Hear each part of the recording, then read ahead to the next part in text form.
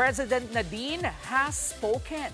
Naglabas ng kanyang gigil at galit ang aktres kaugnay sa mga umano'y anomalya sa flood control projects. Nasa frontline na balitang yan, si MJ Marfor. No holding back si Masked Singer Pilipinas Judge Nadine Lustre nang tanungin tungkol sa isang hot topic online. Ang mga anak ng mga politiko at kontraktor umano na flex ng kanilang lavish lifestyle. People are not seeing any improvement. So obviously, mali talaga.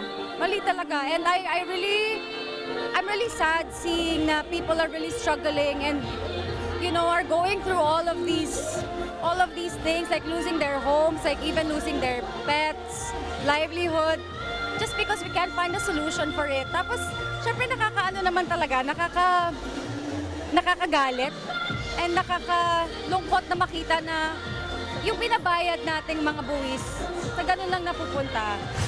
Dubbed as President Nadine ng netizens ang aktres dahil sa pagiging outspoken at palaban nito. Kaya rin approve niya raw na maingay at unhinged ang social media ngayon. Active din si Nadine sa pagsulong ng tamang pagbayad ng buwis kung saan katuwang pa niya ang The Tax Whiz.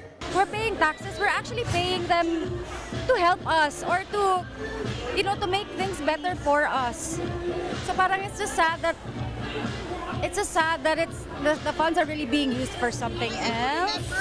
Isa lang si Nadine sa mga celebrity na naglabas ng kanilang saloobin sa issue. Maging sina Ann Curtis at Bianca Gonzalez nasasaktan sa nangyayari. At si Direk Brillante Mendoza nagsulat pa nga ng open diary tungkol dito. Nagbabalita mula sa Frontline. MJ Marfori, News 5.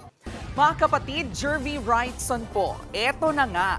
Para sa latest showbiz news at iba pang K-alaman, mag-follow at mag-subscribe na sa social media pages ng News 5.